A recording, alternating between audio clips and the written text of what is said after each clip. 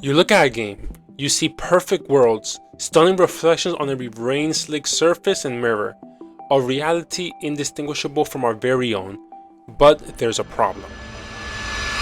It's all a trick. For decades, developers have been putting off elaborate magic tricks, building fake worlds behind mirrors and hiding duplicated scenes just how view to fool your very eyes and keep games running smoothly. They're clever illusions. Today, I'll show you the secrets behind some of those illusions, so sit back, relax, and get some popcorn because I have done the research so that you don't have to. Let's start with something that we see in our day-to-day lives. Reflections. In the real world, reflections just happen. We don't even think about the science behind them, but in a video game, a reflection isn't so automatic. It has to be calculated and rendered, which makes it one of the most demanding visual effects a game engine can attempt. In Duke Nukem 3D, a game from 1996, you have a reflection when you go into the bathroom. However, this isn't real. Developers built an exact flipped copy of the room, hidden just behind the mirror surface. Within this mirror, they place a duplicate of your character that performs all the inputs you do, but in reverse, giving the impression of a real working reflection. Wait a minute, that kind of rhyme. Universal, hit me up. I'm your man. Anyways, it gives the illusion of a real reflection, and this makes it feel like magic. But why all the trickery? Well, the reason why these things are done is because reflections are hard. That's why even years later in Telltale's The Walking Dead, a game from 2012, developers were still putting clever sleight of hand tricks. In the opening scene, Lee sits in the back of a police car and you see the officer driving reflecting the rearview mirror. It looks totally natural, but if you were to break the camera free, you uncover the trick. The team simply duplicated the front of the car and the officer, flipped them around and placed a copy just how viewed in front of the real car. Again, the reasons why these things are done is because reflections are incredibly hard to pull off. If you don't believe me, imagine this. You're asked to draw a super detailed picture of your room. Now instead of drawing it once, you have to draw the entire thing, but from the perspective of a mirror. Now, do this but 60 times a second. Now you know it sounds kind of tough, right? But this is just the beginning. Add lighting to the mix, and now every light and shadow has to be recalculated for your main drawing as well for your reflection, and this all has to be recalculated every split second you move. So for a game engine, this means recreating the entire scene from a new perspective, recalculating all the lighting, and sometimes even adding distortion effects.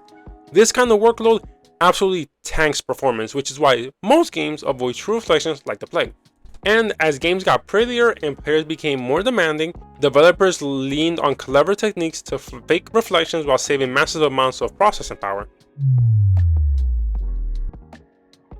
So we've seen how older games faked reflections with clever camera tricks and duplicate rooms, but what about today? Well, modern games have ditched the hidden room workarounds from the 90s, but the illusion is stronger than ever before. Developers now have a whole toolbox of techniques to make reflections look convincing without ever actually doing the real thing. Let's break down a few of those techniques. By far, the most common reflection trick is screen space reflections, or SSR for short. It operates as a post-processing effect. It does not re-render any scene geometry, but takes what is already rendered on the screen and flip it into create reflections. This approach is like holding up a mirror to your monitor, but only to the parts that you can actually see. SSR is not perfect. It can only reflect what's visible on your screen. Anything outside the camera's view disappears from the reflection, which can lead to a number of visual artifacts. It's not a true reflection. This is exactly why reflections in games like The Witcher 3 sometimes gets cut off at the edges.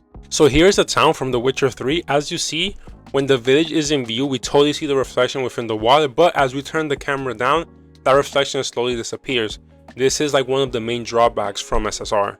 But what happens when we want to see a reflection without directly looking at the subject? Well, fear not, because developers have asked themselves this exact same question, and the solution they came up with was something called planar reflections. Instead of faking reflections from screen pixels like SSR, the engine decides to go all in. It renders the scene again from a virtual mirrored camera aimed directly at a flat surface, and then projects that second image onto a plane. It's basically the automated, cleaner version of the old duplicate the room and flip it trick we talked about with Duke Nukem 3D, but done dynamically at runtime. Now you're probably thinking, wait a minute, you can spend 10 minutes, okay, maybe not 10 minutes, like maybe 2 minutes, telling me that rendering the scene twice is the main performance drawback, and you will be right. But as computing power has dramatically increased, rendering this second smaller view from a single reflective surface has become a lot easier to achieve.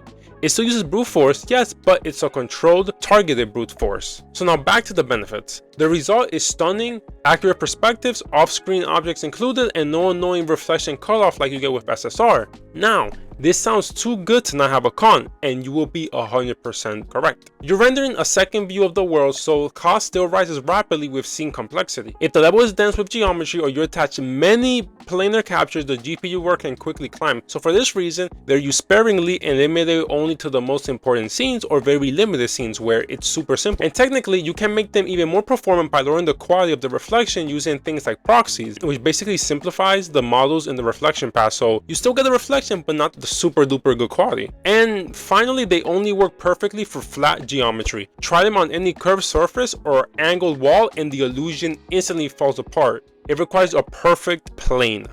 So to recap, we have fast but flawed screen space reflections and the stunning but expensive planar reflection that only works on flat surfaces. Despite all these limitations, games still come out looking better than real life. How? How do they do this? Well, the answer is very simple. Modern AAA games don't rely just on one lie, they in fact layer multiple lies, one on top of the other in order to create these incredible results. Take a game like Spider-Man Miles Morales or Spider-Man 2 or Spider-Man 1, any Spider-Man game. It uses SSR for the quick, immediate reflections like on most windows and puddles, but it also uses planar reflections on key large surfaces like a still pool of water. And for everything else like the general environment lighting, it uses a technique I haven't mentioned yet called static cube maps. The game engine is constantly choosing the best light for each surface to hide the seams. By blending these techniques, developers achieve incredibly convincing seamless results. They've simply become brilliant at hiding the gaps in the illusion. These are just a few of the brilliant tricks developers use to create the illusion of a perfect world. It's a genius practical effect, like something built on a massive Hollywood movie set. But as computers got even more powerful, we started experimenting with real reflections using ray tracing, and that's where the lie might finally become the truth. The story of reflection is a perfect example of the innovation that drives gaming forward. If you enjoyed this deep dive into gaming's greatest lies, hit that subscribe button, and the next time you see your character staring back at you from a rain-slick street, ask yourself, are you looking at a real reflection or are you falling for a brilliant, beautiful lie?